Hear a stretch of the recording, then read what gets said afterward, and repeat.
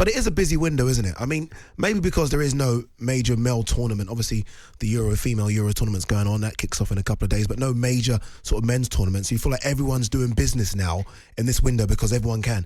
Yeah, I think there's something in that. I think there's a lot of jeopardy. I think that's what it is, I think everybody knows that there's so much at stake going into this season. It's going to be a condensed season because of the World Cup. So people want to make their mark, make their statement. And you have a Premier League now where, do you remember a decade or so ago, there was a top four and there were top four places? Yeah.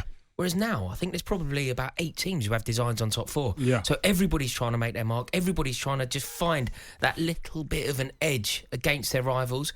And it leads us to this situation where there's so much going on. It's so exciting. And the transfer window, we usually say it's hotting up, don't we, as the season gets ever closer. Yeah.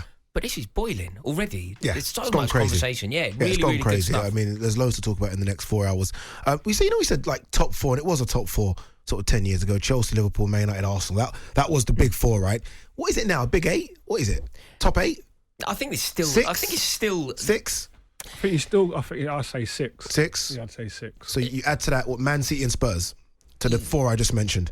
Yes, I think the conversation actually has to be how long until Arsenal are no longer part of that. I thought you was going to say the conversation needs to be how long until Newcastle are part of that to make a big 7. I think Arsenal will still be.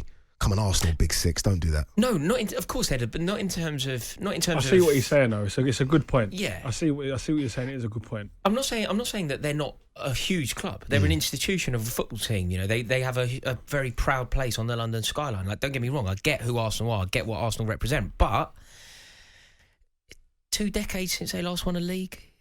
You think of it like that, and all of a sudden you just got to start wondering: do they have a God-given right to be in this top 4, top 6 conversation? 1 second then. So Spurs shouldn't even breathe. No, I didn't. You Spurs. did. I didn't put Tottenham in. Well, you should have mentioned it. You should have said, Addy, 1 second, get Spurs out. The night is young. We're here for 4 hours. I was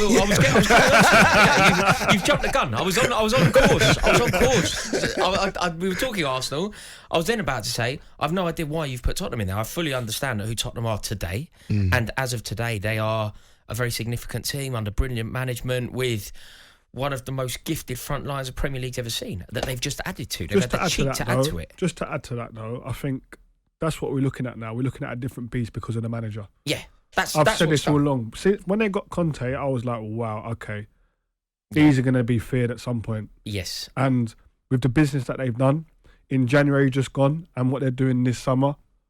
Yeah, they're making a statement, definitely. And when you look at going out and signing Richarlison, it's huge, isn't it? It's a really big statement. Look, it's not only what he brings to them on the pitch. I think it's brilliant what they've done because they don't really need to strengthen up front, and yet they've gone and done it anyway. So that's a marker in itself. Where does he play?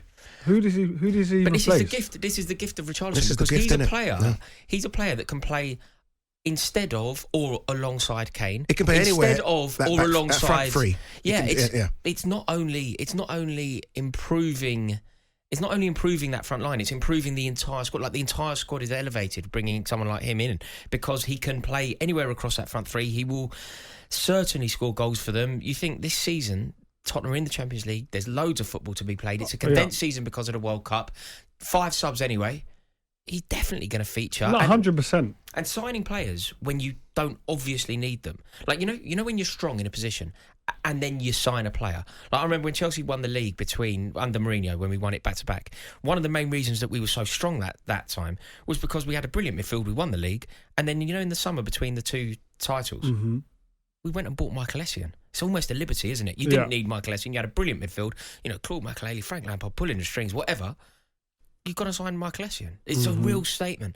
So Tottenham, the fact that they've gone out and strengthened when they were already strong, it actually changes the entire perception of the club, I think. There's intent. Yeah, because usually they don't do that. They went and signed Romero, but they only did that because Alderweireld had moved on. Yeah. Or they went and signed Lo Celso, but they did that because Ericsson was moving. They had their replaced. Reason. They always replace.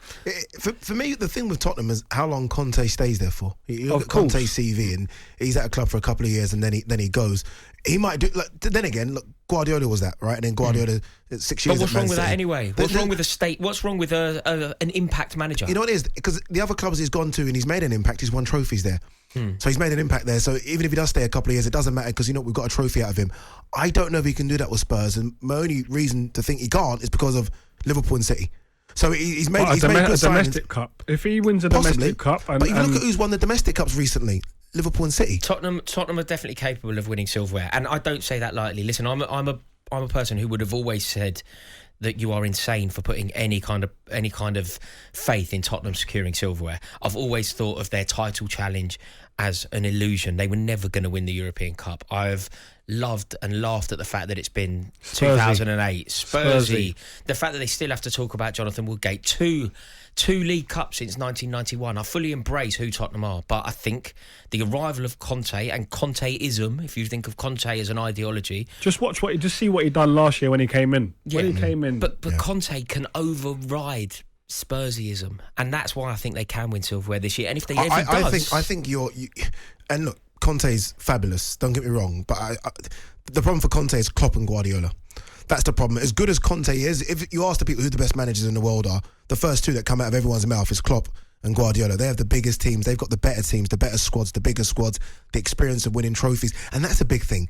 The experience of winning trophies. But Conte's got that. And he will bring that to Tottenham. But none of the players are. But you know, so in a even final, Richarlison that's come in hasn't got the experience of winning trophies. Nor does Basuma. Perisic could be key here because he's got the experience of winning. But in a final, it's not about how you've been throughout the season. A final's a one-off game. And when you got a man like Antonio Conte who's in your corner, who's kicking every ball with you. Oh yeah. That passion that he's got. It's fantastic, isn't it? It's unbelievable. As a player on the pitch, you want to run through. You want to run through brick walls when you see that, don't you? You know what I mean? Yeah.